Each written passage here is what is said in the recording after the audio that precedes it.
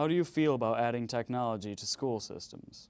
I think that adding technology to our school is the next step that we have to take to not only meet the learner where they're at, but also have the opportunity to advance student achievement through the use of technology.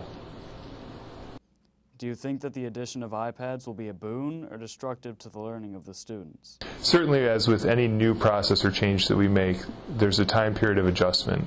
And when I brought the iPad home for my own children, they enjoyed playing the games on it, and they enjoyed downloading apps and all that good stuff. And that's an expectation that we're going to have.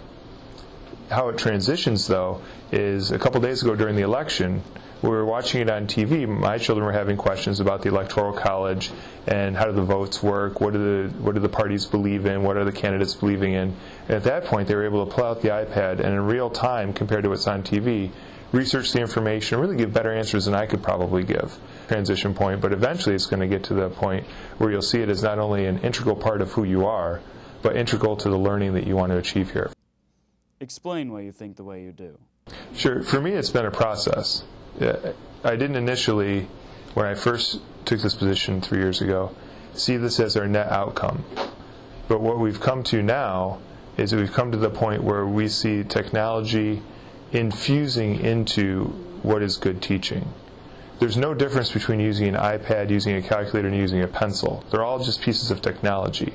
The difference comes in is when we have the talented staff that we have being able to take that technology and use it in a way that will help you as a student learn more information, apply more information, and be prepared more for that next step in your life. Will the iPads create problems by distracting the students? Sure they will.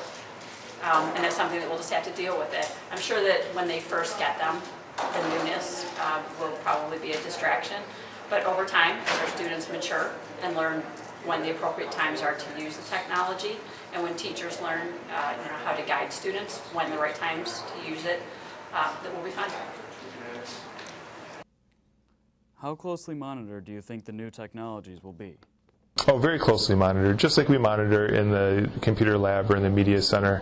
This isn't a free-for-all, you can do whatever you want to. We have an acceptable use policy that's in place that defines what you can and can't do on it. If you violate the acceptable use policy, you will have harsh consequences. It's a privilege, and with every privilege in life, there comes the responsibility. If you violate that responsibility, if you're not responsible enough, then we take the privilege away. In this case, taking this privilege away is going to put you at a very tough spot in the majority of your classes. As teachers start to infuse this more and more, if you don't have an electronic device to work with, you're going to be out of luck, Chuck. And so you got to make sure that you're treating this with the responsibility that we've taught you and that you can do. Are there temptations out there? Absolutely. Can you be irresponsible with, a carton of milk? For sure.